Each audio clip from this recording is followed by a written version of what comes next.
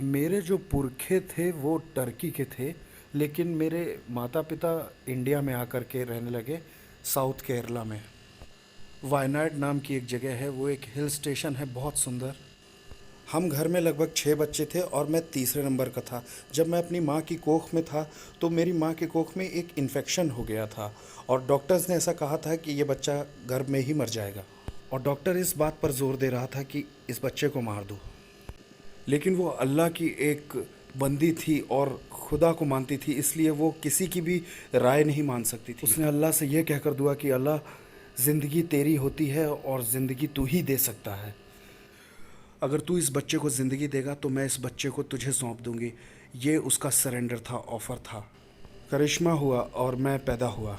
सबको लगा कि मैं गर्भ में ही मर जाऊंगा। क्योंकि मैं खुदा को सौंप दिया गया था, इसलिए मेरे माता पिता ने मुझे स्कूल नहीं भेजा। मेरे बचपन बहुत बुरा था। मेरे भाई बहन और पड़ोसी स्कूल जा सकते थे, लेकिन मुझे इतनी आज़ादी नहीं थी क्योंकि मैं खुदा को सौंप दिया गया था।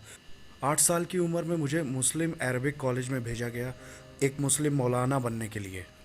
मेरी उम्र क्या थी ये अगर आप मुझसे पूछेंगे तो मुझे सब कुछ याद नहीं है, लेकिन मुझे 5 से 8 साल के बीच में कुछ कुछ बातें याद हैं। मेरा बचपन बहुत खुशनुमा नहीं था क्योंकि मेरी मर्ज़ी के बिना उन्होंने, आप जानते, मुझसे नहीं पूछा कि तुम खुदा के लिए तैयार हो कि नहीं। ऐसा नहीं हुआ। उन्होंने खुद ये फैसला किया कि तुम खुदा के हो और दे दिया। अच्छा, हमें एक मुस्लिम मौलाना बनने के लिए आपको फ़िलॉसफ़ी और थियोलॉजी की पढ़ाई करनी होती है। फ़िलॉसफ़ी में आपके पास 5 साल होते हैं लगभग। उन 5 सालों में आप पढ़ रहे होते हैं मेटाफिज़िक्स, एपिस्टेमोलॉजी, लॉजिक वगैरह, और अरबिक लैंग्वेज भी। और अगला आपका थियोलॉजी पीरियड होता है जिसमें आप जिसे मुख्तसर कहते हैं। पहला मुख्तसर है और दूसरा मुतव्वल है।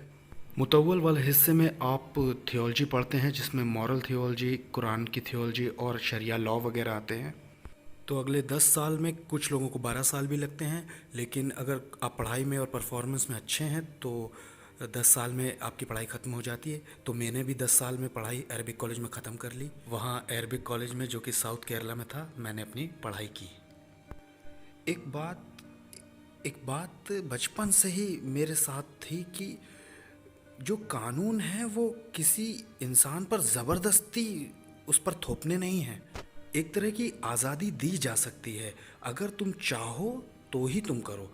अगर तुम अच्छा करोगे तो अच्छा होगा, अगर तुम बुरा करोगे तो तुम बुरा पाओगे, आप ऐसा कह सकते हो। लेकिन अगर कोई नहीं करता है तो आप उसे ज़मीन पे सज़ा नहीं दे सकते। मिसाल के तौर पे मेरे वालिद मुझसे कहते कि तुम्हें मस्जिद में रहना है, लेकिन अगर मैं मस्जिद में नहीं होता तो वो मुझे मारते। वो मुझसे कहते कि तुम्हें रमज़ान रहना है, और अगर मैं रोज़े नहीं रखता तो वो मुझे खाना नहीं देते थे। आप जानते हैं, जो सज़ा बचपन में दी जाती थी उससे मैं खुश नहीं था। एक मुस्लिम मस्जिद में मैं एक इमाम के तौर पर काम कर रहा था, एज अ पैरिश प्रीस्ट, मौलाना। तो वहाँ प्रीच करते वक्त मैंने बोला कि यीशु मसीह खुदा नहीं है। मेरे लिए खुदा सिर्फ अल्लाह था। अल्लाह की कभी शादी नहीं हुई तो कोई अल्लाह का बेटा नहीं। तो मैंने ये प्रीच किया कि यीशु खुदा नहीं है। तो किसी ने पूछा, फिर यीशु कौन है? भीड़ में से किसी ने, शायद कोई मुस्लिम, लेकिन उसने पूछा यीशु कौन है। मैं प्रीच कर रहा था वो खुदा नहीं है, लेकिन क्वेश्चन था वो कौन है। तो ये जानने के लिए मैंने एक बार फिर से पूरी कुरान पढ़ी, 114 चैप्टर, 6666 कुरान की आयतें। और जब मैंने उन्हें पढ़ा तो प्रॉफिट मोहम्मद का नाम मैंने कुरान में सिर्फ 4 जगह पाया, लेकिन यीशु मसीह का नाम 25 जगह। इस बात से मैं थोड़ा सा कंफ्यूज हुआ कि कुरान यीशु को ज़्यादा तवज्जो क्यों देती है। और दूसरी बात, मुझे कुरान में किसी औरत का नाम दिखाई नहीं दिया, ना प्रॉफिट मोहम्मद की माँ का नाम, ना उनकी वाइफ का, ना उनकी बच्चियों का नाम। कुरान में सिर्फ एक औरत का नाम है, वो है मरियम, यीशु की माँ। और किसी औरत का नाम ही नहीं है। पाक कुरान चैप्टर 3 में चैप्टर का नाम है मरियम का ख़ानदान, और पाक कुरान चैप्टर 19 में चैप्टर का नाम ही है मरियम। एक पूरा चैप्टर ही है मरियम। तो मुझे ये जानने की बड़ी इच्छा थी कि कुरान ये सब क्यों कहती है। मरियम के बारे में पाक कुरान चैप्टर 3:34 से आगे कहती है कि मरियम बिना किसी पाप के पैदा हुई और उसने कभी कोई पाप नहीं किया अपनी ज़िंदगी में, और वो हमेशा वर्जिन थी। कुरान चैप्टर 50 आयत 23 कहती है कि वो फिज़िकल बॉडी के साथ जन्नत चली गई, ऐसा कुरान में लिखा हुआ है। और फिर यीशु के बारे में चैप्टर 3 45 से 55 आयतों में वहाँ 10 पॉइंट्स हैं जो यीशु के बारे में कुरान कहती है। पहली चीज़ जो कुरान कहती है कलिमतुल्लाह, जिसका अरबी में मतलब है खुदा का कलाम, और दूसरी रूह अल्लाह यानी खुदा की रूह, और तीसरा है ईसल मसीह यानी जीसस क्राइस्ट। तो कुरान ने यीशु को नाम क्या दिए हैं? खुदा का कलाम, खुदा की रूह और ईसा मसीह। और कुरान कहती है कि यीशु बोले जब वो बहुत छोटे थे, यानी कि सिर्फ 2 दिन के, अपने पैदा होने के सिर्फ 2 दिन में ही वो बोलना शुरू हो गए। कुरान कहती है यीशु ने एक जिंदा चिड़िया बना दी मिट्टी से। उसने मिट्टी ली, चिड़िया बनाई और उसमें फूका और वो जिंदा चिड़िया बन गई। तो मैंने सोचा ये जिंदगी देने की कुव्वत रखता है, उसने मिट्टी में जान डाल दी, मिट्टी में। और आगे कुरान कहती है कि उसने जन्म के अंधे को ठीक किया, उसने कोढ़ी को ठीक किया, और ऐसी बहुत सी बातें। और आगे कुरान कहती जाती है कि उन्होंने मुर्दों को ज़िंदा किया, वो जन्नत चले गए, वो आज भी ज़िंदा है और दोबारा आएंगे। और जब मैंने ये बातें कुरान में देखी तो मैंने सोचा कि देखूं कुरान मोहम्मद के बारे में क्या कहती है। आप जानते कुरान के हिसाब से मोहम्मद ना तो खुदा का कलाम है, ना खुदा की रूह है, ना 2 दिन का होने पर बोले, और ना कोई मिट्टी से चिड़िया बनाई, ना किसी बीमार को ठीक किया, ना किसी मुर्दे को ज़िंदा किया। वो उनकी खुद भी मौत हुई थी और कुरान के हिसाब से वो ज़िंदा नहीं है और ना दोबारा आने वाले हैं। तो बहुत फ़र्क है इन दोनों नबियों के बीच में। मैं यीशु को खुदा नहीं बुलाता था, आप जानते हैं। मैं सोचता था कि वो एक प्रॉफिट है और वो मोहम्मद से बड़े प्रॉफिट हैं। तो एक दिन मैं अपने एक टीचर के पास गया जिन्होंने 10 साल मुझे अरबिक कॉलेज में पढ़ाया था। मैंने उनसे पूछा, टीचर ये बताइए कि खुदा ने दुनिया कैसे बनाई? उन्होंने कहा खुदा ने कलाम से दुनिया बनाई, कलाम के वसीले से। तो मेरा सवाल था कि कलाम क्रिएटर है या क्रिएशन है? समझिएगा इसे, कलाम क्रिएटर है या क्रिएशन है? कुरान कहती है यीशु खुदा का कलाम है।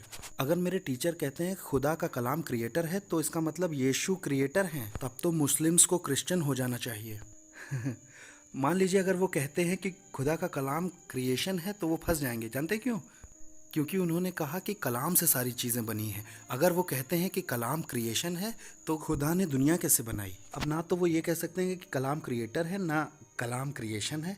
वो बहुत नाराज़ हुए, उन्होंने मुझे धक्का दिया अपने कमरे से और कहा ना क्रिएटर है ना क्रिएशन है कलाम, जाओ भागो, निकलो यहाँ से।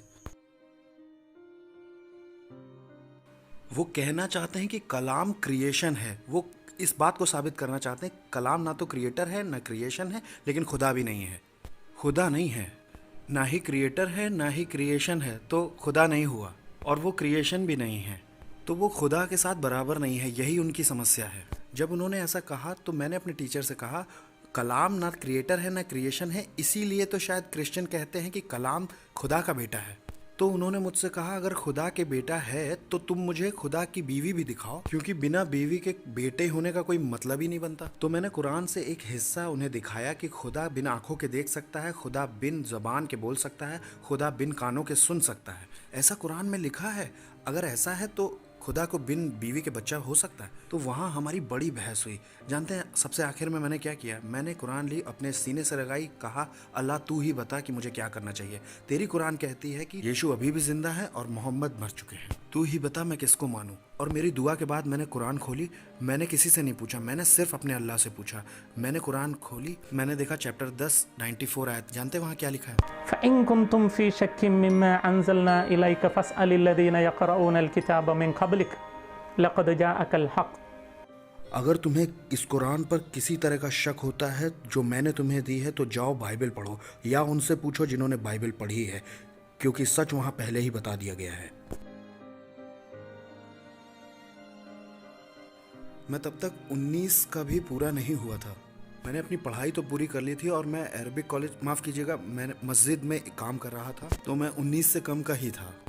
और जब मैं इस बीच में अपनी बाइबल स्टडी कर रहा था, वहाँ बहुत से ऐसे पॉइंट्स थे जिन्होंने मुझे बहुत छुआ। पहले ही दिन फादर ने पहली ही आयत यूहन्ना की इंजील से पढ़ी।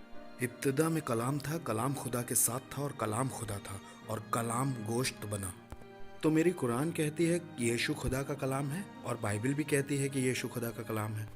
तो मैंने पाया कि दोनों ही लगभग एक जैसी ही हैं। तो मैं ये जान के बड़ा खुश हुआ कि मुझे कुरान भी चाहिए, मुझे बाइबल भी चाहिए, मुझे दोनों चाहिए। तो आप जानते हैं एक दिन मैं मसीही बनता, एक दिन मैं मुस्लिम बनता, एक दिन मसीही एक दिन, तो मुझे दोनों चाहिए। और जब मैं ऐसा सोच रहा था तो मैंने एक और कलाम सुना।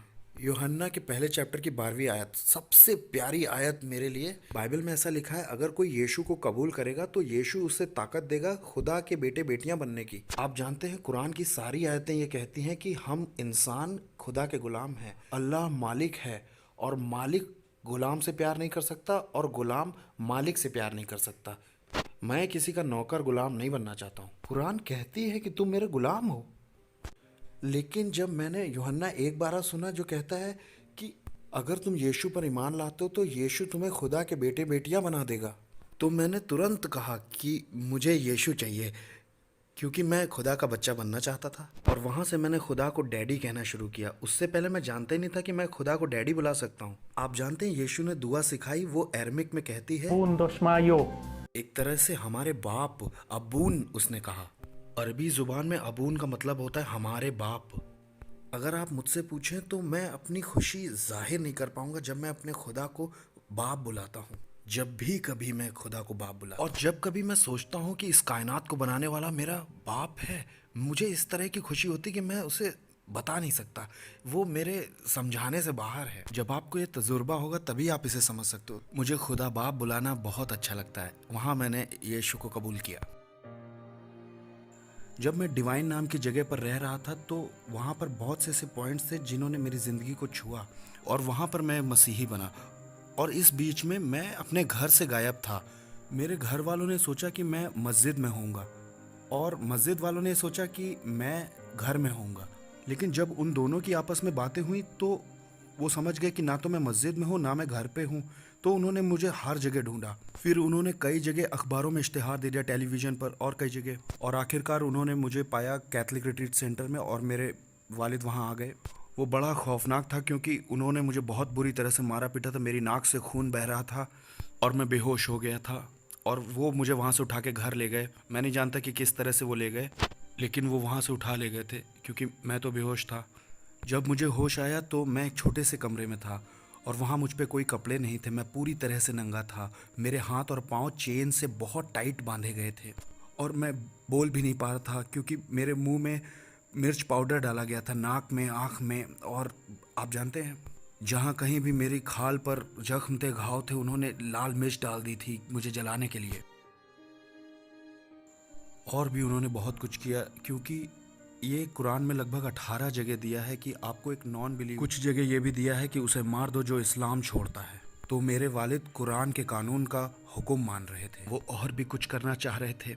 उन्होंने कई दिन तक मुझे खाना नहीं दिया, पानी नहीं दिया। मैं पूरी तरह से सूख गया था और मैंने अपने फटे हुए होंठ से थोड़ा सा खून चाटने की कोशिश की गले को गीला करने के लिए। तब मेरा भाई आया और उसने मेरे मुंह के अंदर पेशाब कर दिया। उसने कहा, यही तुम्हारी सज़ा है मसीह में ईमान लाने के लिए। और कई दिन के बाद मेरा पेट खाना और पानी ना मिलने से पूरी तरह से ख़राब हो चुका था। मेरा जिस्म पूरी तरह से कमज़ोर हो गया था और मैं बिल्कुल हड्डी की तरह हो गया, और आखिर में मेरी याददाश्त भी पूरी तरह से चली गई। मैं कुछ सोच भी नहीं सकता था क्योंकि खाना पानी नहीं था। मैं बिल्कुल मरे हुए आदमी जैसा था। मैं नहीं जानता कितने दिन, शायद 20 दिन मैं उस कमरे में था। एक दिन मेरे वालिद वहाँ आए उस कमरे में और उन्होंने मेरी चेन खोल दी और मैं उस समय उठा हुआ नहीं था। उन्होंने मेरी गर्दन दबाई बहुत कस के, ये जानने के लिए कि मेरे शरीर में जान है कि नहीं। तो जब उन्होंने मेरी गर्दन दबाई मैं सांस नहीं ले पाया और मैं उनके हाथ में एक बड़ी चाकू देख सकता था। उन्होंने मुझसे कहा कि ये तुम्हारा आखिरी समय है, तुम्हारे लिए कोई उम्मीद नहीं।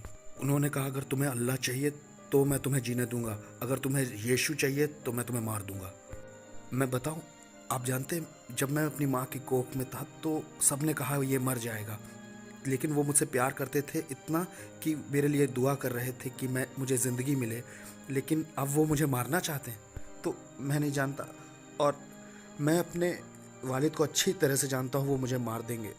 तो जब मैं ये समझ गया कि ये मेरी मौत का आखिरी लम्हा है तो मैंने सोचा कि यीशु भी तो मर गए लेकिन दोबारा ज़िंदा हुए। अगर मैं यीशु पे यकीन करता हूँ, मरता हूँ, तो मैं भी ज़िंदगी पा सकता हूँ। आप जानते, एक तरह की खुशी थी कि यीशु में मरना अच्छा है। जब मैंने ऐसा फैसला लिया तो एकदम तरह की रोशनी मेरे माथे पर लगी, जैसे चांद की रोशनी कुछ मेरे सिर में लगा और एक तरह का बिजली का झटका जैसा मुझे लगा। और कुछ मेरे अंदर इतनी ताकत आ गई, आप जानते, कहीं से मेरे शरीर के अंदर इतनी जान आ गई कि मैं खुद को कंट्रोल नहीं कर पा रहा था। इतनी ताकत थी मेरे हड्डियों में। मैंने अपने वालिद का हाथ नीचे खींचा और जोर से चिल्लाया, यीशु।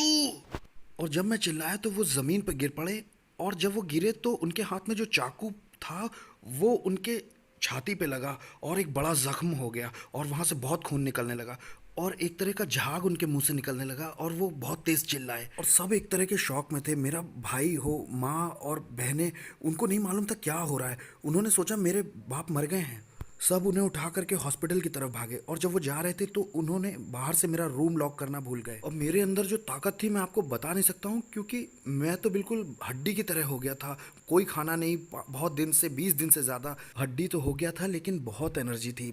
तो मैं तुरंत बाहर आया, मैंने अपने वालिद के कपड़े पहने, टैक्सी स्टैंड तक आया टैक्सी लेने के लिए, और सीधा वहाँ से भाग गया। रास्ते में जो आदमी टैक्सी चला रहा था वो एक क्रिश्चियन था। उसने मेरे लिए मिठाई और जूस बहुत कुछ लिया। उसको मेरा स्ट्रगल मालूम है, उसने मुझे पोटा छोड़ा। वो अभी भी मेरे कांटेक्ट में है और मेरा बहुत अच्छा दोस्त है, वो टैक्सी ड्राइवर। तो मैं निकल गया और पोटा आ गया। उस दिन मैंने सचमुच में जाना कि मेरा यीशु आज भी जिंदा है। जब मैंने उसे अपनी ज़रूरत के लिए पुकारा, उसने मुझे बचाया। इसका मतलब है कि वो यहाँ भी है। जब मैं आपसे बात कर रहा हूँ तो ये मेरी लाइफ है। हर कहीं मैं जानता हूँ कि वो मौजूद है, क्योंकि मेरे कन्वर्जन के 18 साल हो गए हैं। मैंने कभी नहीं सोचा था कि मुस्लिम मुझे जीने देंगे 18 साल तक। और मैंने मिडिल ईस्ट में भी प्रीच किया है, वहाँ अरब आए थे और कुछ भी नहीं हुआ। तो इसका मतलब है यीशु जिंदा है और मुझे बचा रहे हैं। नहीं, कभी नहीं। देखिए, आपको भी नहीं डरना चाहिए। मरने का डर तो एक तरह की बेवकूफ़ी है। जानते हैं क्यों? क्योंकि जितने पैदा हुए हैं उन्हें एक ना एक दिन तो मरना ही है। 100% उन सबको मरना है। आपको भी मरना है, सबको मरना है। आप मौत से डरो या ना डरो, आपको मरना है, ये एक फैक्ट है। और मैं तो ये कहूँगा, एक बात जो धरती पर तय है वो है आपको मौत आनी है। इस वक्त जब मैं आपसे बात कर रहा हूँ, मैं इस बारे में श्योर नहीं हूँ कि ये ब्रॉडकास्ट होगा भी कि नहीं, क्योंकि कुछ भी हो सकता है। मैं इस बारे में श्योर नहीं हूँ कि मैं रात का खाना खा पाऊंगा कि नहीं। मैं इस बारे में श्योर नहीं हूँ कि मैं भारत वापस जा पाऊंगा कि नहीं। मैं बिल्कुल श्योर नहीं हूँ। मैं श्योर नहीं हूँ कि मेरे बच्चे अच्छे से पढ़ेंगे और सर्टिफिकेट लाएंगे। मैं किसी चीज़ के बारे में श्योर नहीं हूँ। लेकिन एक बात के लिए मैं बिल्कुल श्योर हूँ कि मुझे मौत आनी है। जितनी भी बातें हैं सब बेठिकाना है, और आप कोशिश करते हैं, कुछ हो सकता है, कुछ नहीं हो सकता है, लेकिन श्योर नहीं है। लेकिन एक बात है जो बिल्कुल तय है, वो है मौत। तो मरने से कभी मत डरिए। इस बात को बिल्कुल मान लीजिए कि ये तो एक दिन आनी है। तो आप ये सोच सकते हो कि अगर मैं मोहम्मद में यकीन करता हूँ और मरता हूँ तो मेरी सिचुएशन क्या होगी। प्रॉफिट मोहम्मद मरे और लोगों ने उन्हें दफना दिया, और उसके बाद हम नहीं जानते वो कहाँ गए। अगर मैं उनमें यकीन करता हूँ और मरता हूँ तो मैं नहीं जानता मैं कहाँ जाऊँगा। गौतम बुद्ध, महावीर, गुरु नानक, शिरडी बाबा, काली, मुरुगन, विष्णु, वामन, बहुत सारे देवी देवता मेरे देश में, भारत में हैं। वो जिए और उन्होंने हिस्ट्री बनाई और वो मर गए। लोगों ने उन्हें दफना दिया और वो कहाँ चले गए हमें नहीं मालूम। अगर मैं इन सारे देवी देवताओं पर यकीन करता हूँ तो मैं नहीं जानता कि मेरा भविष्य क्या हो। लेकिन मसीह जो मरा और दोबारा जिंदा हुआ, तो मेरे पास एक उम्मीद है कि मैं अगर मसीह में मरता हूँ तो मैं भी जिंदा होऊंगा। तो सबसे अच्छा रहेगा कि मरना तो कबूल कर लें, और वो भी मसीह में मरे। यीशु ने बहुत साफ तौर पे कहा है कि मैं अपने पिता के घर जाता हूँ। माफ कीजिएगा, यूहन्ना 14:3 में, मैं अपने पिता के घर जाता हूँ, वहाँ बहुत से मकान हैं और मैं तुम्हारे लिए जगह तैयार करता हूँ ताकि आकर तुमको ले जाऊँ। तो मैं तो बड़ा खुश हूँ कि मेरा यीशु वहाँ मेरे लिए बहुत बड़ा बंगला तैयार कर रहा है, क्योंकि अगर उसका काम एक बार खत्म हो गया तो वो मुझे आके ले जाएगा। और मुझे लगता है कि वो बहुत बड़ा बंगला है, क्योंकि 18 साल से मुस्लिम मुझे मारने की कोशिश कर रहे हैं, लेकिन मार नहीं पाए। इसका मतलब है कि कंस्ट्रक्शन चल रहा है, एक बार काम खत्म हुआ तो वो मुझे ले जाएंगे और तभी मुस्लिम मुझे मार सकेंगे, उससे पहले कोई नहीं। तो मैं मरने से नहीं डरता, ये तो तय है। एक चीज मैं सोचता हूँ कि मौत के बाद क्या। हमेशा की जिंदगी के लिए आपको यीशु की जरूरत है। हर धर्म ये कहता है कि खुदा और इंसान के बीच में कोई समस्या है तो वो है पाप, और इस्लाम में उनके पास अपने पापों के लिए कुर्बानी है जानवरों की। अपने पापों के लिए वो जानवरों को कुर्बान करते हैं। हिंदुइज्म में अगला जन्म, लेकिन सिर्फ क्रिश्चियनिटी में यीशु मसीह ने हमारे उसकी सजा भुगत ली और मेरे सब पापों को हटा दिया और मुझे बिल्कुल पाक कर दिया। और अब वो मुझे खुदा बाप को दे सकता है ये कहते हुए कि अब ये पाक है। अब मैंने इसे पाक कर दिया है और इसकी सारी सजा, इसके गुनाह पाप अपने ऊपर ले लिए हैं, अब इसे आप जन्नत में आने दे सकते हो। तो यीशु मेरे नजात देने वाले हैं और वो एक परफेक्ट इंसान है क्योंकि मैं एक इंसान हूँ। मेरा सेवियर एक इंसान ही होना चाहिए और वो परफेक्ट खुदा भी है क्योंकि मुझे हमेशा की जिंदगी चाहिए और खुदा ही इटर्नल लाइफ दे सकता है। आपको मैं आसानी से समझा सकता हूँ कि पाप करने से मौत आती है, पाप से मौत आती है। तो मौत को हटाने के लिए आपको क्या करना चाहिए? अच्छा, अंधेरे को हटाने के लिए जैसे आप रोशनी को लाते हैं, वैसे ही मौत को हटाने के लिए आपको जिंदगी चाहिए। किसकी जिंदगी? पुराने अहदनामे में वो जानवरों की कुर्बानी देते थे क्योंकि वो मानते थे कि खून में ही जिंदगी होती है। मुस्लिम तो आज भी कुर्बानी करते हैं। लेकिन मेरी मौत को हटाने के लिए मुझे फिरदौस की ज़िंदगी चाहिए। और ये इटर्नल लाइफ मुझे कहाँ से मिल सकती है? सिर्फ खुदा से। और ये है जो यीशु ने क्रूस पर दी।